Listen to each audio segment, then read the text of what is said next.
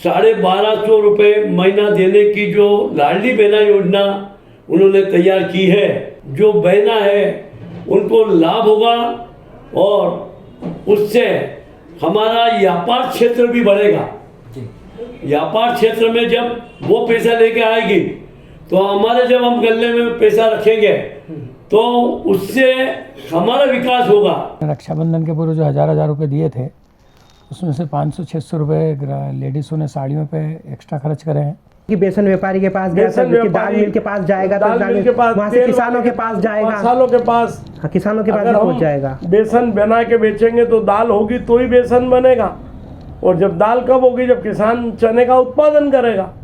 और उनको इन 1250 रुपये माह मिलने के कारण ऐसा उनको लग रहा है कि हमारी भी कोई सुनने वाला है या सरकार ने हमारी तरफ ध्यान दिया है। तो इन सब चीज़ों को देखते हुए उनके मन में थोड़ी सी उमंग जगी है, आत्मविश्वास बढ़ा है और थोड़ा सा उनको आत्मविश्वास बढ़ा है कि हम भी कुछ कर सकते हैं। बाजार का सीधा सरल और सपाट गणित है। यदि ग्राहक की जेब में पैसा होगा तो दुकानदार के गले से खन्न की आवाज़ आने में देर नहीं लगेगी। नमस्कार, मैं किशन साहू इस वक्त आपको लेकर आया हूं देश के प्रसिद्ध सराफा बाजार रतलाम में, जहां हम बात करने के लिए मौजूद है एक विषय पर जिसका नाम है लाडली बहना योजना। लाडली बहना योजना डायरेक्ट बेनिफिट ट्रांसफ़र की एक स्कीम है जिसके तहत मध्य प्रदेश की लाखों महिलाओं को प्रति माह 1250 रुपये दिया जा रहा है।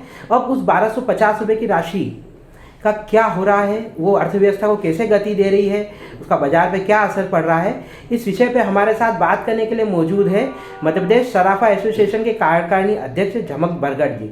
बरगढ़ जी से हम बात करेंगे कि इस जो 1250 की राशि है क्या ये बाजार में आ रही है, इसको बाजार को क्या गति मिल रही है। बरगढ़ जी, आप हमें ये बताइए कि महिलाओं के पास जो 1250 रुपये की राशि आई, इसका दिवाली पर क्या असर हुआ। अभी आपने मुझे ये बात पूछी कि 1250 रुपये जो लाडली बहना योजना मुख्यमंत्री जी ने जो चलाई है उसके अंतर्गत जो रुपया छोटे लोग हैं, व्यवस्था उनके पास रुपए की नहीं है, और जो गरीब वर्ग के लोग हैं उन्हें जो 1250 रुपये अगर महीना मिलता है तो या तो उसके परिवार के अंदर वो खाने पीने के उपभोग में काम में लेगी, पोषण प्रवेश में लेगी, और नंबर 2 अपने ऊपर भी यही करेगी, अपने बच्चों के कपड़े में भी यही करेगी। उसके बाद अगर यदि किसी का स्वास्थ्य खराब है तो वो बीमारी के अंदर भी वो पैसा उसके काम में आएगा। सारा विवरण होने के बाद यदि उसके पास कुछ पैसा बचता है तो भी वो फिर बाजार के अंदर आएगा। बाजार में वह सोने चांदी के बाजार में भी आएगा, ज़्यादा पैसा होगा तो वो अपनी बिछुड़ी, चांदी का मंगलसूत्र ये खरीदेगी। इस प्रकार से छोटे छोटे जो गरीब वर्ग के व्यक्ति हैं उसको ऊपर उठाने के लिए जो मुख्यमंत्री जी ने 1250 रुपये महीना देने की जो लाडली बहना योजना उन्होंने तैयार की है, उसमें छोटे छोटे जो गरीब महिलाएं हैं, जो बहना है, उनको लाभ होगा और उससे हमारा व्यापार क्षेत्र भी बढ़ेगा। व्यापार क्षेत्र में जब वो पैसा लेके आएगी तो हमारे जब हम गले में पैसा रखेंगे तो उससे हमारा विकास होगा, हमारा व्यापार जो है 4 गुना बढ़ेगा। और छोटे मोटे जितने भी काम हैं हम व्यापारी भी अपना उस पैसे से हमारा भी काम होगा, हम भी चांदी सोना खरीदेंगे, फिर बेचेंगे, आदान प्रदान होगा। ये सारा काम जो है एक दूसरे के परोपकार से ही कार्य होता है। मतलब आप इसको ये कहना चाह रहे हैं कि इकोनॉमिक में एक बूस्टर डोज की तरह है, 1250 रुपये लाखों महिलाओं को दिया जा रहा है। तो पोषण, शिक्षा और स्वास्थ्य के बाद बारी आएगी सराफा बाजार, आखिर में बारी आएगी, लेकिन सराफा तक तो पैसा आता है। तो ये है हमारे साथ मध्य प्रदेश सराफा एसोसिएशन के कार्यकारी अध्यक्ष झमक बरगढ़ जी, जिन्होंने हमें ये बताया कि डीबीटी की स्कीम में के माध्यम से अगर वंचित समुदाय को अगर पैसा दिया जाता है, शासन धन देता है, तो वो पैसा अर्थव्यवस्था में घूमता है, उसे गति देता है और वो एक बड़े बाजार, सराफा बाजार तक भी पहुंचता है। धन्यवाद। मेरे साथ है इस वक्त आनंदी लाल जी दख। आनंदी लाल जी दख रतलाम शहर के मशहूर सूखे मेवे के व्यापारी हैं। दख जी हमें यहाँ पे ये बताएंगे कि लाली बहना को जो डीबीटी के माध्यम से पैसा मिला है 1250 रुपये की राशि प्रति माह, उस राशि का बाजार पे, व्यापार पे क्या असर पड़ा है, दख जी बताइए। ये जो सरकार ने लाडली बहना को 1250 रुपये प्रति माह देने की घोषणा की है और अभी पिछले 1-2 महीने से उनके हाथ में पैसा आया है, तो उस पैसे से उन लोगों को कई तरह की छोटी मोटी ज़रूरतें पूरी करने के लिए उपयोग में आएगा। जैसे उदाहरण के लिए कुछ उनको ज़रूरत है तो किराना से रिलेटेड या ड्राई फ्रूट से रिलेटेड अपने बच्चों, अपने परिवार के लिए वो खरीद सकती है। उसके बाद और अगर उनको कहीं ज़रूरत है तो स्वास्थ्य में वो थोड़ा पैसा लगा सकती है, बच्चों के या परिवार के स्वास्थ्य में। इसके अलावा तीसरा पॉइंट, बच्चों की शिक्षा में कहीं उनको कुछ ज़रूरत पड़े तो इस पैसे से उनको वहाँ भी थोड़ा सहारा मिलेगा। चौथा, अगर इन सब से बचने के बाद उनके पास थोड़ा रुपया और बचा तो वो थोड़ी थोड़ी बचत करके सोने चांदी से रिलेटेड अपनी छोटी छोटी रकम या ज़रूरत के हिसाब से इन्वेस्टमेंट करके चीज़ें खरीद सकती है। और उनको इन 1250 रुपये माह मिलने के कारण ऐसा उनको लग रहा है कि हमारी भी कोई सुनने वाला है या सरकार ने हमारी तरफ ध्यान दिया है।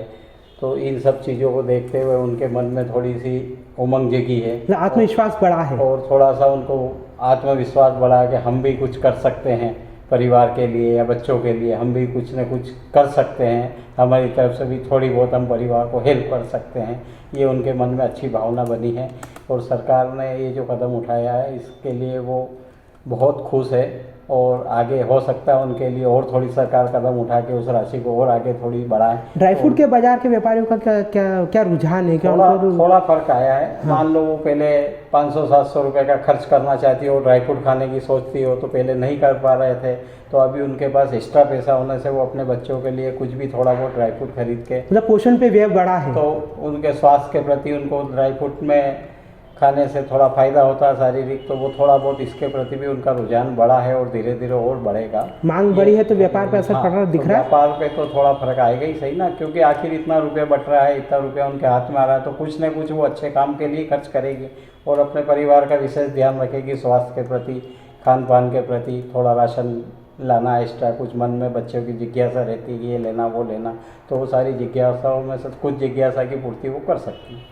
दिवाली के कुछ दिनों पहले ही ये राशि आई थी खाते में, तो क्या व्यापारियों को क्या राहत थोड़ा लगा? पिछले साल से इस बार थोड़ा अच्छा था। इस राशि के कारण भी थोड़ा फर्क था और थोड़ा माहौल भी अच्छा था, तो उस कारण थोड़ा सा बाजार में थोड़ा अच्छा, उठाव देखा गया, उठाव मिला। तो लाडली बहना को जो शासन ने पैसा दिया है उससे व्यापारी दुकानदार भैया भी खुश है, ऐसा हमें बताया आनंदी लाल जी दख ने। धन्यवाद। मेरे साथ है इस वक्त रतलाम शहर के मशहूर कपड़ा व्यवसायी, इनका नाम फैशन की दुनिया में मशहूर है, इस संस्थान का नाम है फैशन घर और उसके संचालक है सुनील जी पटवा। पटवा जी हमें यहाँ पे विस्तार से बताएंगे कि लाडली बहना को शासन ने जो पैसा दिया है वो कपड़े के व्यापारी तक कैसे आया है और उसका क्या बाज़ार पे असर दिखा है। ऐसा तो आया है मार्केट में, कपड़े व्यवसाय में भी आया है। जैसे आपने रक्षाबंधन के पूर्व जो 1000 रुपये दिए थे उसमें से 500-600 रुपये लेडीज़ों ने साड़ियों पे एक्स्ट्रा खर्च करे हैं, बाकी दूसरे खर्चे भी उन्होंने करे हैं। और उसके बाद जो अभी जो दीपावली की जो रौनक रही वो भी उसी लाडली बहना के पैसे से ही ज़्यादा रही है। अधिकतर महिलाओं को मार्केट में देखा है, साड़ियाँ भी यहाँ ख़रीदने आती है, तो जो जनरल हमेशा एक साड़ी लेती थी वो लेडीज़ भी अब 2-2 साड़ी लेके जा रही है। कुछ अपनी भाभीयों के बहनें आ रही हैं तो कुछ भाभीयों के लिए भी लेके जा रही है, कुछ बहनें अपनी नंदों के लिए भी लेके जा रही है। मतलब जो भी पैसा आया बिल्कुल सही उपयोग में ही हो रहा है उसका। तो लाडली बहना को जो पैसा मिला उससे व्यापारी भैया खुश है? हाँ बिल्कुल बिल्कुल बिल्कुल खुश है। अच्छा, इकोनॉमी में महिला को पैसा मिला, दुकानदार के पास पैसा आया, अब इस पैसे का से आप लोग व्यापार का विस्तार करेंगे, रोजगार, मतलब एक उमंग जबी है नहीं? व्यापार बढ़ेगा तो उससे ऑटोमेटिकली वो रोजगार तो बढ़ेगा ही, रोजगार बढ़ेगा तो विस्तार होगा ही।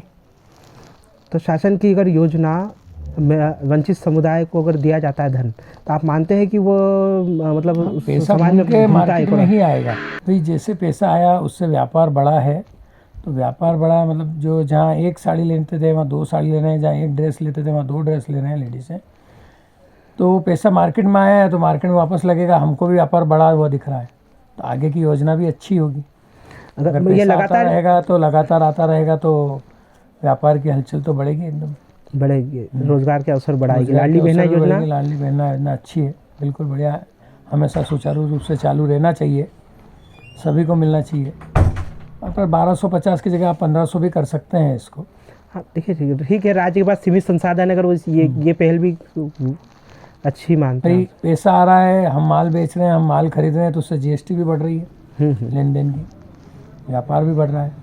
व्यापार बढ़ेगा तो गवर्नमेंट के पास भी पैसा ज़्यादा जाएगा ना। ये थे हमारे साथ सुनील पटवा जी, जिन्होंने हमें अच्छे से ये बताया कि लाडली बहना को जो पैसा मिला है वो कपड़ा व्यवसाय को किस प्रकार गति दे रहा है। धन्यवाद। मेरे साथ इस वक्त है रतलाम सेव नमकीन मंडल के अध्यक्ष शैलेंद्र गांधी जी।